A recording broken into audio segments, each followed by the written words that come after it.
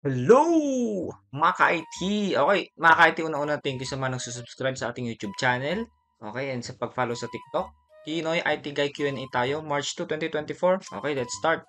Si Boss Taki, good evening. Good morning, sir. Tanong, enough na po ba yung course completion certificate ng Cisco sa basic networking?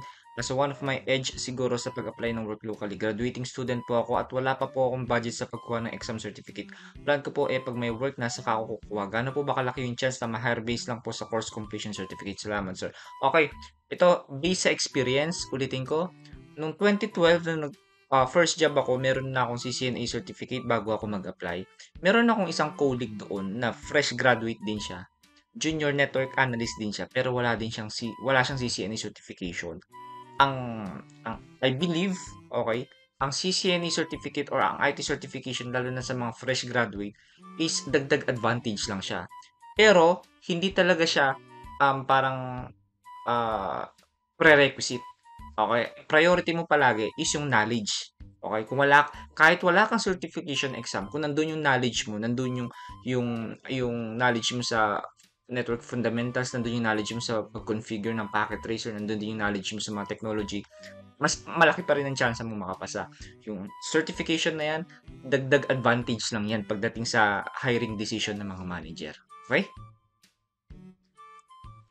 Next, Boss MJ. Hello sir, pwede po makahingi ako ng advice kung ano pwede kunin na course if ever mag-aral sa Australia? Okay. Computer engineering at yung current job ko is technical specialist. Previous job ko is data encoder IT in government agency for almost 2 years. Ang daming mga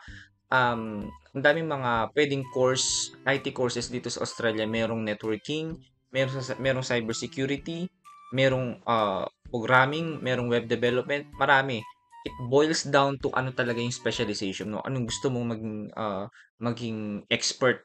Okay? So, ikaw makakasagot niyan. Pero, makikita mo sa Google yung mga ino-offer ni Australia ng mga IT advanced diploma courses. So, sabi mo lang sa sarili mo kung ano yung talagang gusto mo maging specialization mo. Then, yun yung kunin mo. Okay?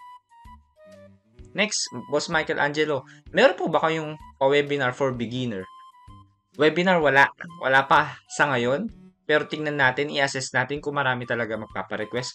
So, yung page natin Pinoy IT Guide is more on TikTok live packet tracer and YouTube free CCNA tutorial mga ka-IT. Doon muna tayo. And yung sa mga worst comes to worst, yung mga assignment na gusto nyo ipa-check sa akin, yun yung mga services na meron tayo. Okay? Kasi wala akong pera. Hi po, mag-start na po ako klase ko sa March Advanced Diploma in IT rin po ako sa Australia. Sana po matulungan niyo po ako. Okay. Ito, naalala ko yung mga tanong niya.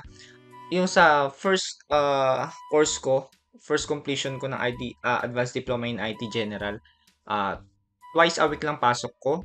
Dati, twice a week ang pasok ko, pero yung first meeting namin, ng first week is face-to-face. Tapos, yung second meeting namin dun sa same week na yun is online lang. Pero, nag-iiba kasi yan sa kada institution na a-applyan mo. Okay? Kasi may mga iba na through online lang, pero may mga iba na face-to-face lang. Pero sa akin, um, 9 AM to hanggang 5 PM technically. Pero depende sa prof. Minsan pinapauwi na kayo ng mas maaga. Minsan mina-maximize yung oras. Depende sa school. Pero ganun yung setup. Tapos pwede ka makapag trabaho part-time. Okay, 48 hours every fortnight or every 2 weeks yung pwede mong gugulin habang student ka. So, habang student ka, pwede ka mag-work maximum of 48 hours lang every 2 weeks. Pag school holiday, pwede ka mag-work unlimited hours. Okay? So, okay na, pwede po ba makahingi ng tips sa CCNA exam? Wala kasi ako idea dun sa lab exam. Kailangan ko din ba mag-practice ng packet tracer? Basta CCNA level, packet tracer will do. Ang dami ng mga simulation uh, ways or ang dami ng mga simulation na application like Packet Tracer, EveNG, GNS3, marami. So, pero kung sa CCNA level, Packet Tracer, very enough na yun. Kasi, uh, halos lahat ng basic computer specs, kaya na ni Packet Tracer. Check nyo lang yung, or ipapakita ko yung basic specs ng computer ninyo para ma-support yung Packet Tracer. And, Meron din akong tutorial paano i-download yung Packet Tracer. CCN exam, kung kaya mong bumili ng Cisco book through PDF or through hard book copy na galing sa official cert guide ni Cisco, isa yun talaga sa pinakamagandang investment mo. Maliban doon, may mga YouTube tutorial tayo, may mga Udemy tutorial. Pwede ka rin mag-search sa Google ng mga practice questions na tingin mo na pwedeng lumabas sa exam. Lahat ng yun, pwede mong i-maximize yun, boss. Okay? So, meron pa ba? Okay, wala na.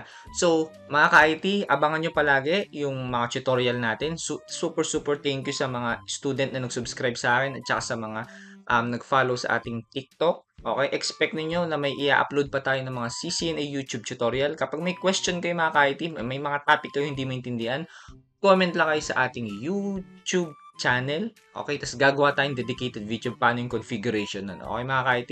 So, salamat ulit and kita-kits.